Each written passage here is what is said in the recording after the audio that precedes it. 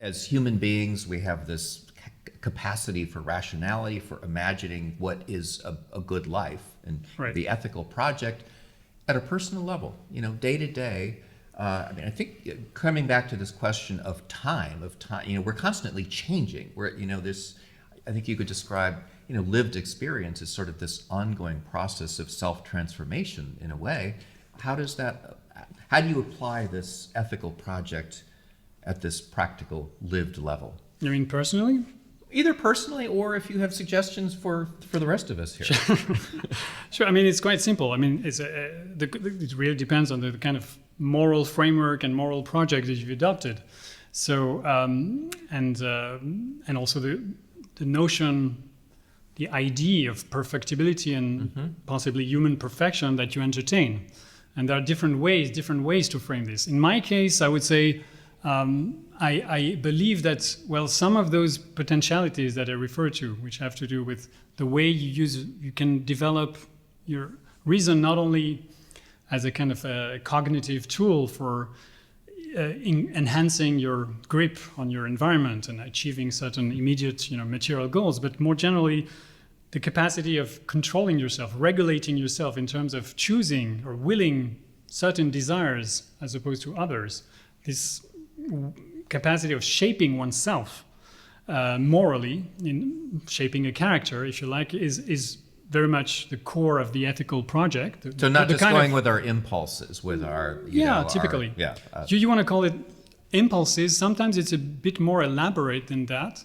So it could be patterns of thought that you use, and that make you do certain things with the feeling that this is all right.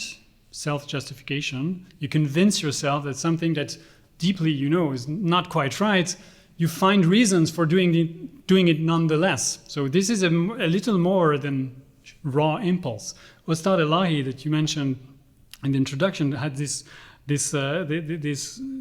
developed this notion of the imperious self, which is not exactly the Freudian id, not the reservoir of drives and impulses and the kind of animal part that we also have. It's a more elaborate form of a dimension of yourself. Maybe it's your anti-self in a way that develops and becomes more and more tangible the more you commit yourself to an ethical framework and try to shape a character. Something emerges which is both imperious, so there's a kind of impulsive nature to this thing, but it's also cunning, it's deceptive, it infiltrates your reason, provides self-justification for ultimately egoistic drives that you paint in a more rosy color and more, less harmful way.